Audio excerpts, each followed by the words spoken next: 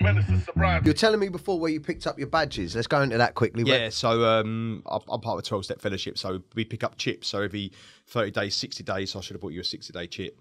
90 days, you get chips, which you know, put on the key rings and stuff. So I picked up my 7-year chip in Ibiza. That's a mad place to go to get your chip, isn't it? Yeah. I'm not sure if How many years was that? That was 7. 7 years. I would have been Ibiza 7 years and back on it. Now go on. But I've done that. I've done them Ibiza where you go missing for 3 days. So it was not about that anymore. But I picked up my 7-year chip in Ibiza. It was Ocean Beach on my 7-year.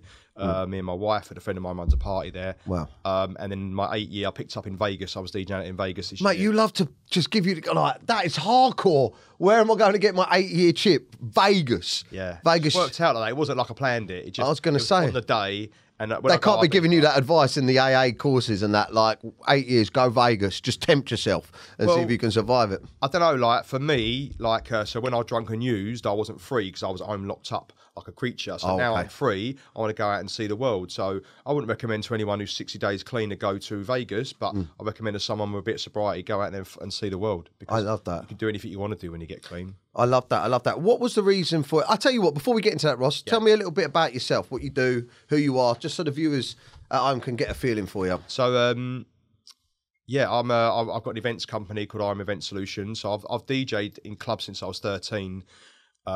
I played all over the world. I used to do big Channel 4, Brit Awards. I've done some really cool stuff. I run events. I run events at Ocean Beach. Played this year. I played in Vegas. I played in Uganda this year. I've got a charity, so I've do some work out there. So I played all over the world. I've been really fortunate, and I've got an events company. Already said that, haven't I? Yeah. So I DJ. We run events since I was 13 in proper clubs when I was 16 years old. You know, we used to go out when we were 16. So I was playing in big clubs when I was 16.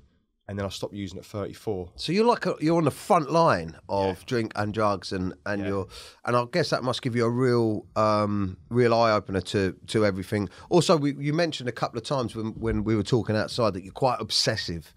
Yeah. What do you mean by that?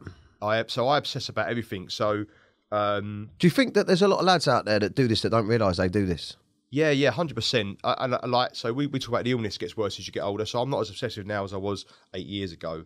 But I try and channel that obsession into recovery, helping people, being clean and sober.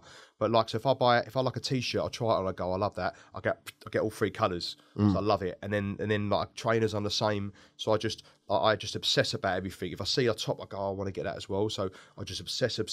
So like I've done loads of things to stop drinking. Like I never run before, so I thought, right, I'll start running and. I've run a couple of miles. You know what it's like, you run a couple of miles, then I run 6 miles, then I run marathons, and I'm doing triathlons. Yeah. I've done the London Triathlon. This sounds like me, man. Like, I'm the same. Like now I'm boxing, I want to fight KSI or Jake Paul or I want to get on the big shows. Like when I win a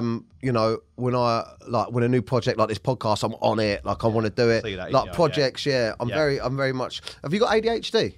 Yes, I got diagnosed with ADHD this year as well, and it's not something like it took. I was probably clean for about 5 years before I really spoke about this stuff openly. Yeah. So I would say to anyone who's new, just focus on your recovery. You know what I mean? I would just be mindful of it. And it took me a long time to talk about this stuff. And I got tested when I was younger. Then when I was, I got tested last year. Yeah. And I knew, like, you know, I meet you, I know, you can just tell, you know, ticking all the boxes. So, but I'm not one for medication. Medicating myself enough, but I'm just aware of it. I understand who I am, and like I was expelled from my infant school when I was 5. So I was like kicking teachers, and I just realised that was just part of the ADHD as a kid. And I'd be sat in a classroom and I'd just walk out. And I do it now, like I'm sat here somewhere, if I'm doing some work and I go, I just want to have a wander, like my brain just goes. Yeah, I'm the same, mate, out the window, I want to be over there, and if I'm over there, I want to be over here. You know what I mean? And I want to be you, I don't want to be, you know what I mean? I'm just always trying to, so now I just try and be present. My wife will laugh because she goes, you're all over the place, but I try and be present today and in the moment. Yeah, I'm finding, I'm considering medication for the ADHD just because it gets quite intense for me in the evening, like when I've run out of things to do. Yeah. You know, I'm up super early, like 4 o'clock in the morning doing my fitness and stuff. And yeah, and I'm pretty busy up until about midday. And then I'll get on the school run and stuff like that and come back. And then when it's time to relax with the kids and the girls, I'm kind of like, man, like, I'm still here, bruv. Like, I find it difficult to sit down and relax, and that can be quite frustrating for my missus. And I think that I think ADHD for me is definitely a blessing, like, because I can focus on I can hyper focus on the things that I'm interested in, and I can be interested in multiple things. But if I ain't interested in it, it's like, for instance, a big part of my job now is, sorry to go on a tangent, but it's just the ADHD. I'm learning so much about it. But the big part of my career and my life now is films, right? So making films. We've got a big slate of films that we're making next year. And I'm going to be producing them or playing parts in them and stuff like that. And the core of that is always the script. And sitting down and reading a script for me is fucking so hard.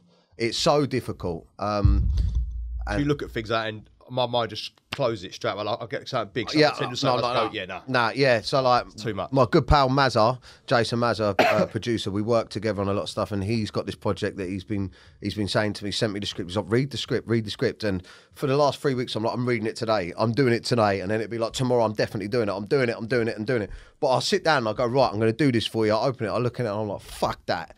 And then I come off it. But I managed to read it. It's only 40 pages.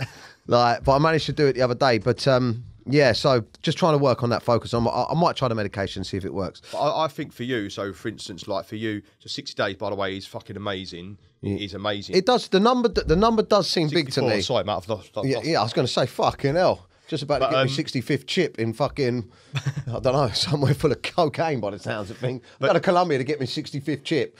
But you, but for you, like, so 30 days in, you're getting your feelings back, right? So you feel different. So where you are now in these 60 days, like, you know, like something saying about, it's really new. So you're going to feel fidgety. You're going to feel like it took me a couple of years to thaw out. So I would just say to you, anyone that's in that situation, like, maybe wait. 1,000,000% wait. There's so many more things, and maybe we'll get to that. There's so many more things that you can be doing for your mind, and you know, there's meditation, there's cold water stuff. And I saw you doing the cold water stuff, and the Buddhist chanting that you were doing. I'm a geezer. Yeah. I'm a geezer. That might be some form of like chanting. I've done Buddhist chanting. Is that, even though I'm saying I'm a geezer, do you think I am secretly chanting? Definitely. I've done it, and all that stuff, and there's like, we can get to that, there's loads of things that you can do before. There was a study around antidepressants, and they done a study, and they give antidepressants to people, and there was a 30% remission of people that were taking antidepressants that got well. 30%. That's quite high, right? That's quite good. So you think 30%, because you'd think it'd be lower than that, but people taking this medication, 30% of them got well on it. So you think 30%, that's quite a high number. Well, the people were taking a placebo, and they were taking that, which is obviously nothing, but obviously your mind thinks you're taking something, and the uprise in that was 30%. So the medication was 31, but the placebo was 30. So it's the same. So it's all mental. So it's mental. And I'm not a doctor, and I'm not saying that stuff, that you shouldn't take that stuff, and I'm not advising. But all I'm saying is, I think there's other ways of looking at things, rather than doing that, because that's 31%. That's the same. Yeah, I'm a firm believer. Like, one thing I will say, and like I'm struggling with my wife Shelley at the moment. She doesn't seem to. I think she gets it, but she doesn't seem to realise how much clarity I've got now. That I'm sober, like, you know, how painfully fucking obvious everything is, and how much space. That's the best way I can describe it. Being sober now is how much space there is in my life to fill, and also how clear my thoughts are. And that I've got a lot of regrets, as I'm sure everyone that goes sober does. A lot of regrets, a lot of things that I've got to think about, and you know, you think back and you're like, oh, I was fucked then, and I did this and I done that, and I wish I hadn't missed guilt, that. Shame and remorse. Your guilt, is that what it's called? Shame and remorse. But with the 12 steps, and hopefully we'll touch on that as well, is we do... Yeah, get into it now. We do a thing, so with the steps, we do a thing called a step 4. So like you would sit down, like we would sit down and we'd go through something, and you would say, oh, okay, I got off my nut, and I got caught wanking a porn, or do you know what I mean, or some really like really that you know, and you tell that to me, I go, yeah, Dan, I've done that, and then you go, oh fucking hell, and then you would talk about something, and we would just talk about it, and we would, and it's like you open your heart out to someone, like losing someone. Like, I know you lost your dad, and I don't have any experience around that, so I'm not. But there's stuff you can do around that, and there's amends you can do around that, and it's about freeing yourself from that. Do you know, and when you're at night and when you're in bed, it's about freeing yourself from that pain that we put ourselves through. Because I've done stuff that I thought I'd never forgive myself for, and I've been forgiven today, and I'll just try and live a free man. Does that make sense? So we we talk about all the things that we use on, you know, family members, people that we ate. Do you know what I mean? Like falling out with geese in the pub. So we write it all down and we go through it and we look at that stuff, and it's a really freeing process. Yeah, I think the pain that I think there's so many benefits to sobriety, but the only downside for me is fucking realization of a few things that, you know, looking back on situations where I thought, why is everyone being a dick, or why is he being a twat? Well, and then looking back now, I'm thinking, fuck me, I was a mess. Yeah. Like I'm bad anyway in regards to rejection and criticism. Just because of what's gone on in my career and stuff like that, I'm ultra sensitive, and I think part of the ADHD is actually being super unable to control your emotions, and I'm super sensitive. When you mix that with the heavy come downs I was having and hangovers, if someone caught me on a hangover or come down, or if I was in a group and one of my mates said something silly, I'd leave the fucking group and I'd start questioning people's friendships and shit like that. And I look back on it now and I think, fuck me, what a mess I was. But there must be so many lads out there right now that are living either drunk or on a come down or hungover. And you know they think that's sober, didn't you? That's the thing that I'm starting to realise now, is that I wasn't an alcoholic in regards to drinking and using. I wasn't alcohol dependent, but I was pretty fucked my whole life because it's your thinking, not your drinking. That's the problem, right? So it's not. So and I spoke to you about it before, like. So it's not about the drink or drugs. So that's the big part of what we're doing. So it's not about your drinking, it's about your thinking. It's your thinking that's the problem.